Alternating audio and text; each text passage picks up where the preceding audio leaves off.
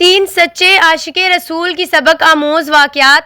حکیم ترمذی اور زنا کی خواہشمند عورت، حضرت جنید بغدادی کا شکست تسلیم کرنا، حضرت کعب اخبار کا 2 رسولوں پر ایمان لانے کی سعادت۔ تو چلیے ویڈیو شروع کرتے ہیں۔ بسم اللہ الرحمن الرحیم۔ السلام علیکم۔ نمبر 1، حکیم ترمذی اور زنا کی خواہشمند عورت۔ حکیم ترمذی رحمۃ اللہ علیہ کو اللہ تعالیٰ نے دین کا بھی حکیم بنایا تھا اور دنیا کی بھی حکمت دی تھی۔ ترمذ کے رہنے والے تھے۔ دریائے آمو کے بالکل کنارے پر ان کا مزار ہے۔ آپ وقت کے ایک بہت بڑے محدث بھی تھے اور طبیب بھی۔ اللہ رب العزت نے آپ کو حسن و جمال اتنا دیا تھا کہ دیکھ کر دل فریفتہ ہو جاتا تھا۔ اس کے ساتھ ساتھ اللہ تعالیٰ نے آپ کو باطنی حسن و جمال بھی عطا کیا ہوا تھا۔ اللہ رب العزت نے آپ کو اپنے علاقے میں قبولیت عامہ تامہ عطا کر کے رکھی تھی۔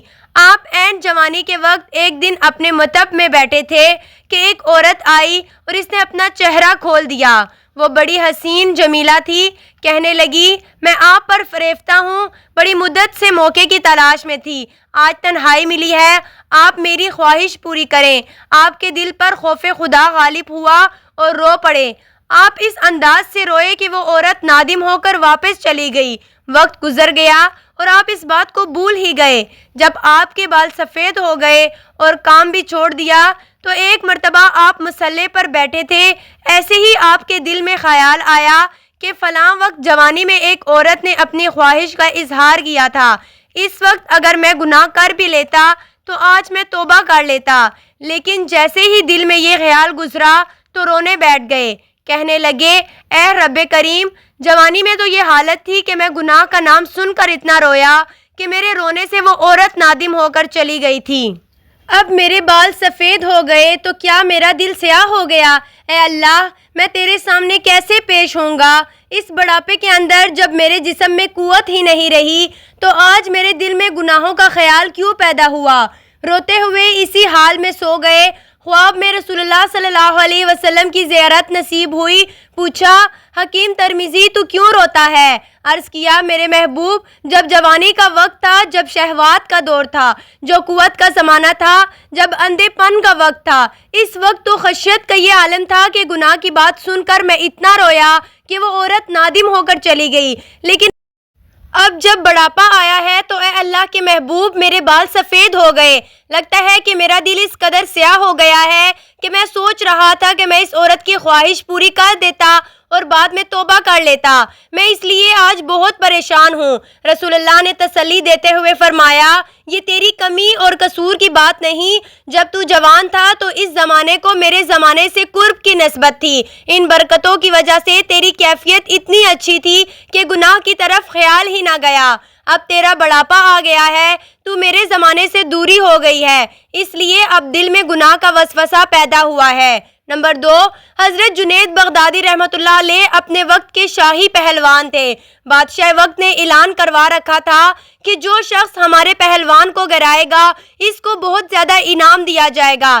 سادات کے گھرانے کا ایک آدمی بہت کمزور اور غریب تھا، نان شبینے کو ترستا تھا۔ اس نے سنا کہ وقت کے بادشاہ کی طرف سے اعلان ہو رہا ہے کہ جو ہمارے پہلوان کو گرائے گا ہم اسے اتنا زیادہ انعام دیں گے۔ اس نے سوچا کہ جنید کو رستم زماں کہا جاتا ہے، میں اسے گرا تو نہیں سکتا، مگر میرے گھر میں غربت بہت زیادہ ہے، مجھے پریشانی بھی بہت ہے اور سادات میں سے ہوں، اس لیے کسی کے آگے جا کر اپنا حال بھی نہیں کھول سکتا۔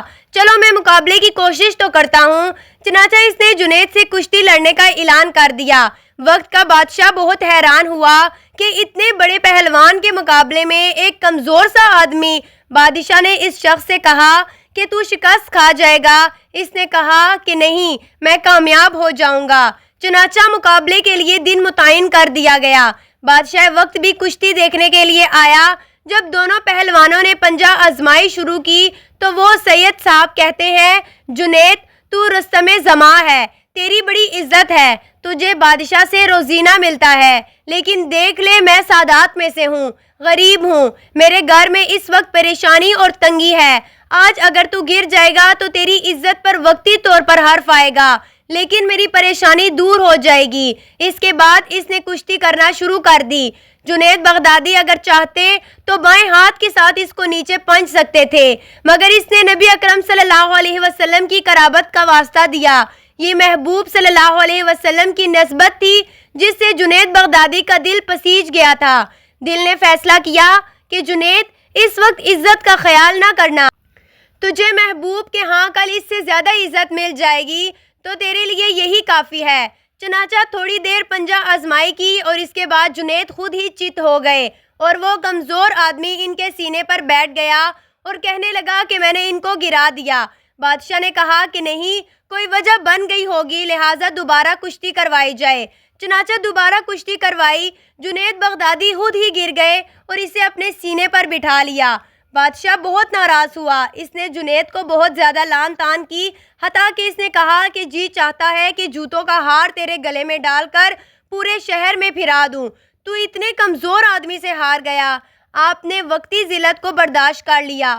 گھر آ کر بتایا تو بیوی بھی پریشان ہوئی اور باقی اہل خانہ بھی پریشان ہوئے کہ تو نے اپنی عزت کو آج خاک میں ملا دیا۔ مگر جنید بغدادی کا دل مطمئن تھا۔ رات کو سوئے تو خواب میں اللہ تعالیٰ کے محبوب صلی اللہ علیہ وسلم کی زیارت نصیب ہوئی۔ آپ صلی اللہ علیہ وسلم نے فرمایا، جنید تو نے ہماری خاطر یہ ذلت برداشت کی ہے، یاد رکھنا ہم تیری عزت کے ڈنکے دنیا میں بجا دیں گے۔ چنانچہ وہ جنید بغدادی جو ظاہری پہلوان تھا، اللہ رب العزت نے اسے روحانی دنیا کا پہلوان بنا دیا۔ آج جہاں بھی تصوف کی بات کی جائے گی، جنید بغدادی کا تذکرہ ضرور کیا جائے گا۔ نمبر 3، حضرت کعب اخبار کا 2 رسولوں پر ایمان لانے کی سعادت۔ کعب اخبار وہ تابعی تھے جو علماء بنی اسرائیل میں سے تھے۔ انہوں نے عمر کے دور خلافت میں اسلام قبول کیا۔ انہیں 2 پیغمبروں پر ایمان لانے کی سعادت نصیب ہوئی۔ دنیا میں بھی سعادت ملی اور قیامت کے دن بھی ان کو دوہرا اجر ملے گا۔ وہب بن منبع ان کا عمل نقل کرتے ہیں کہ جب نماز کا وقت ہوتا تو ان کی کوشش ہوتی تھی کہ وہ آخری صف میں نماز پڑھیں، جبکہ دوسرے لوگ دوڑ دوڑ کر پہلی صف میں جاتے، کیونکہ پہلی صف کے اجر اور اس کی فضیلت کے بارے میں احادیث میں بتایا گیا ہے۔ ان کے شاگردوں نے جب ان کا یہ عمل دیکھا تو پوچھا، حضرت دوسرے لوگ تو پہلی صف کے لیے کوشش کرتے ہیں اور آپ پہلی صف کی کوشش نہیں کرتے، پچھلے صف میں ہی کھڑے ہو کر نماز پڑھ لیتے ہیں، اس کی کیا وجہ ہے؟ حضرت کعب نے فرمایا کہ میں نے تورات اور اس کے علاوہ باقی آسمانی کتابوں میں پڑھا ہے کہ امت محمدیہ صلی اللہ علیہ وسلم میں سے بعض ایسے بندے ہوں گے جو اپنے پروردگار کو اتنے مقبول ہوں گے کہ جہاں کھڑے ہو کر وہ نماز پڑھیں گے، ان کے پیچھے اقتداء کرنے والے جتنے ہوں گے اللہ تعالیٰ ان سب کے گناہوں کو معاف فرما دیں گے۔ اس لیے میں چاہتا ہوں کہ میرے نیک بھائی سب آگے ہوں۔ ممکن ہے کہ کسی کی برکت سے اللہ تعالیٰ ہم سب کے گناہوں کو معاف فرما دے۔ یہ ہے سچے عاشق رسولوں کی پہچان۔ نام لینے پر قربانی کر دیتے ہیں، خواب میں آنے پر بھی زندگی قربان کر دیتے ہیں۔ ناظرین کرام، امید کرتی ہوں یہ سب معلومات آپ کو پسند آئی ہوگی۔ ہمارے چینل کو ضرور سبسکرائب کریں، کامنٹ باکس میں حضرت محمد ٹائپ کریں۔ جزاک اللہ۔